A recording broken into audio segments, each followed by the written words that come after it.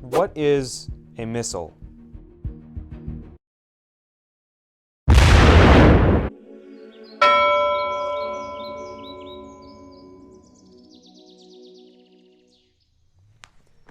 This is a missal.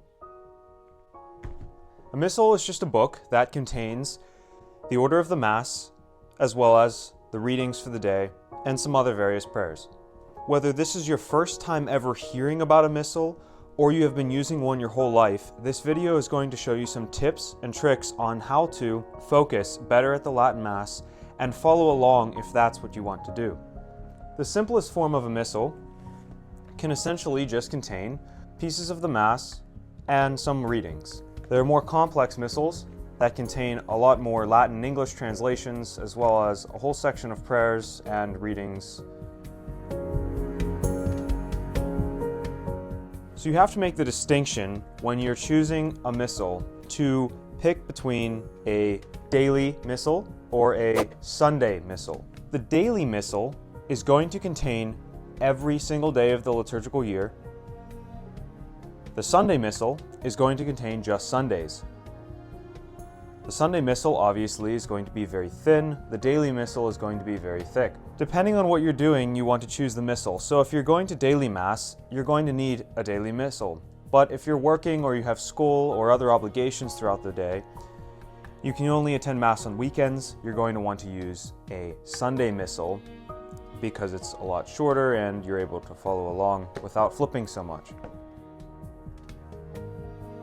Some Sunday missals, other Sunday missals, daily missal, daily missal, daily missal, daily missal, and daily missals. This can all get extremely confusing. So here's my number one tip. Do not use a missal.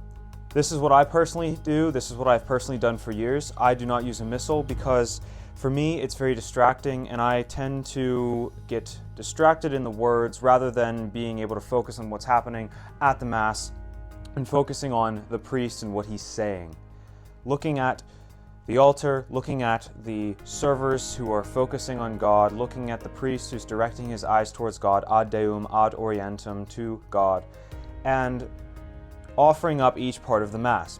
You have to understand that throughout history, we see that people have been illiterate and in the time before the printing press had no access to books unless you were in a monastery. As the general public, we did not have access to liturgical resources like this. So for almost 2,000 years, we really were focusing on attending Mass without the Missal and following along by participating through our prayer. Starting really in the late 1800s to print missals so that people could follow along.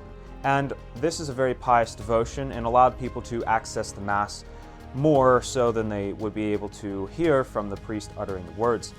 However, a lot of people have focused so much on following the Missal that they lose where they are in the Mass and their nose is in the Missal rather than their eyes and prayers offered up towards God. And with their nose in the Missal, they might be 3 pages ahead of the priest or 10 pages behind the priest. And then it becomes very stressful.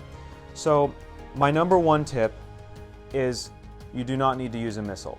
Now, that being said, I do recommend using a Missal. If you want to participate in the Mass and that's how you want to be able to understand the Mass and know what's going on, then I highly, highly recommend you have a Missal.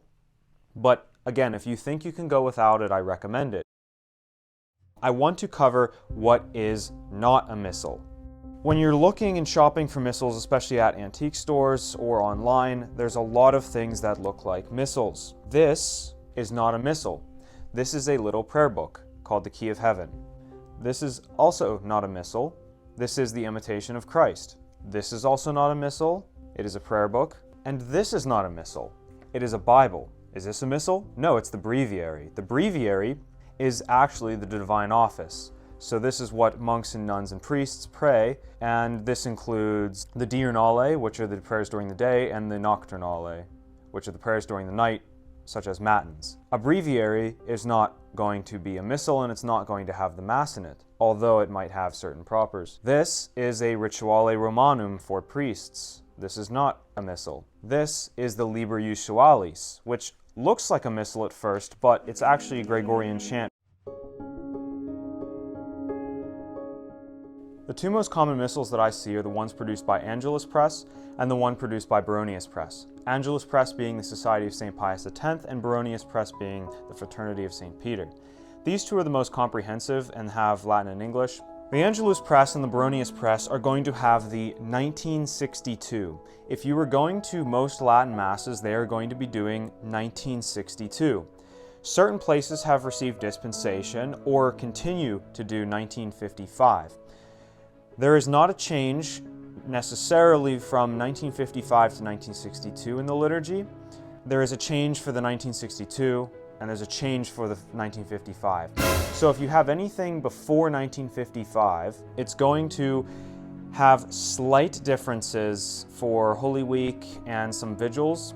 The average person does not need to really focus on this. So for the Mass, the only difference in the canon of the Mass between 55 and 62 is the name of Saint Joseph added into the Roman canon. That is the only difference. So if you're looking at dates of when to buy your missal, anything will work if you take it post Council of Trent. So if you have a missal from the late 1500s, it is going to work for the Latin Mass. You can follow it right along. Now the Latin Mass goes all the way back to the Mass of St. Gregory the Great, and there are slight differences such as no genuflections and no elevations because it has not developed yet.